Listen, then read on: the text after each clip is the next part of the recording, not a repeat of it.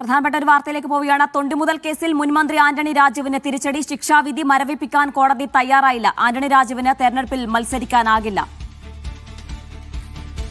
ശിക്ഷ മരവിപ്പിക്കണമെന്ന ആന്റണി രാജുവിന്റെ അപ്പീൽ ഹൈക്കോടതി തള്ളുകയായിരുന്നു.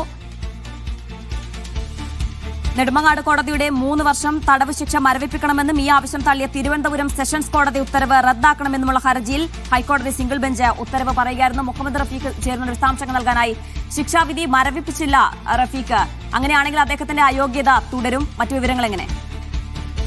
ജീന, ഈ തെരഞ്ഞെടുപ്പിൽ മത്സരിക്കുക എന്നുള്ള പ്രതീക്ഷയോടുകൂടിയാണ് ആന്റണി രാജു ഹൈക്കോടതിയെ സമീപിച്ചതും എത്രയും പെട്ടെന്ന് കേസ് പരിഗണിക്കാൻ വേണ്ടി ശ്രമിച്ചതും. എന്നാൽ ഹൈക്കോടതി സിംഗിൾ ബെഞ്ച് ശിക്ഷാവിധി മരവിപ്പിക്കണമെന്ന ആന്റണി രാജുവിന്റെ ആവശ്യം തള്ളുകയായിരുന്നു. അല്പം മുമ്പാണ് ഈ ആവശ്യം തള്ളിക്കൊണ്ട് ബെഞ്ച് ഉത്തരവിട്ടത്.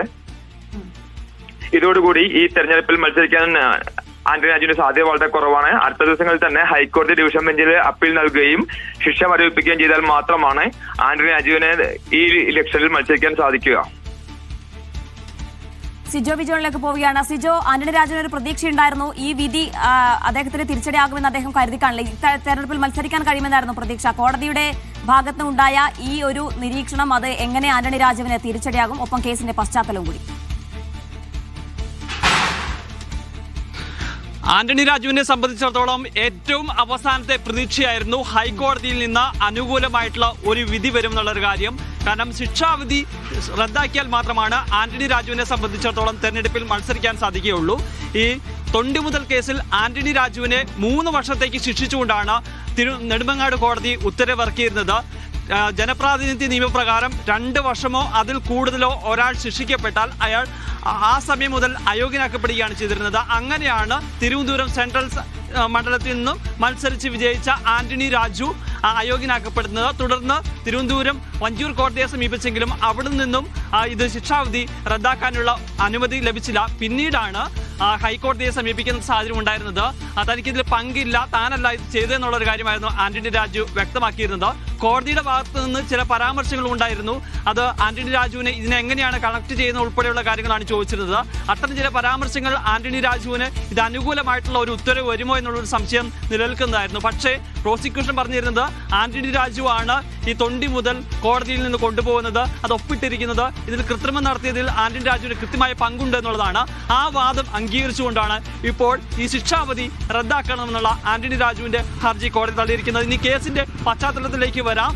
ആന്റണി രാജു സജീവമായി രാഷ്ട്രീയ പ്രവർത്തനത്തിലേക്ക് വരുന്നതിന് മുമ്പ് തിരുവനന്തപുരത്ത് കോടതിയിൽ ഒരു ജൂനിയർ അഭിഭാഷകനായി നിൽക്കുന്ന സമയത്താണ് ഇത്തരത്തിലുള്ള കേസിന് ആസ്പദമായ സംഭവം ഉണ്ടാകുന്നത്. ലഹരി കേസിൽ വിദേശിയെ രക്ഷിക്കുന്നതിന് വേണ്ടി തൊണ്ടി മുതലായ അടിവസ്ത്രത്തിൽ കൃത്രിമം നടത്തുകയാണ് ചെയ്തിരുന്നത്.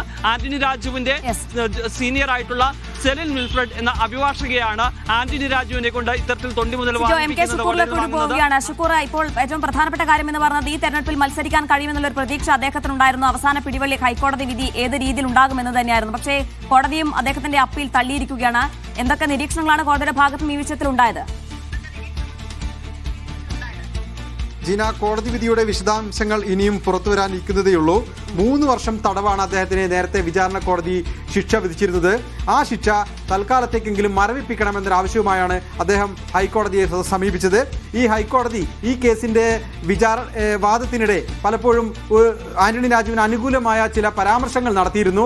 ആന്റണി രാജുവാണ് ഈ തൊണ്ടി മുതൽ കൃത്രിമം നടത്തിയത് എന്നതിന് എന്താണ് തെളിവ് എന്ന് വാദത്തിനിടെ കോടതി ചോദിച്ചിരുന്നു. ഒപ്പം തന്നെ ആന്റണി രാജു എവിടെ വെച്ചാണ് ഇത്തരമൊരു കൃത്രിമം നടത്തിയത് എന്നും വ്യക്തമല്ലല്ലോ എന്ന ചോദ്യങ്ങൾ ഉന്നയിച്ചപ്പോൾ ഒരു പ്രതീക്ഷ ആന്റണി രാജുവിനുണ്ടായി. അദ്ദേഹത്തിന് ഈ തെരഞ്ഞെടുപ്പിൽ മത്സരിക്കാൻ കഴിയും, ശിക്ഷ മരവിപ്പിക്കും എന്നായിരുന്നു പ്രതീക്ഷ. എന്നാൽ ആ പ്രതീക്ഷകളെല്ലാം തന്നെ അസ്ഥാനത്താക്കിയാണ് ഇപ്പോൾ ഹൈക്കോടതിയുടെ സുപ്രധാനമായ വിധി വന്നിരിക്കുന്നത്.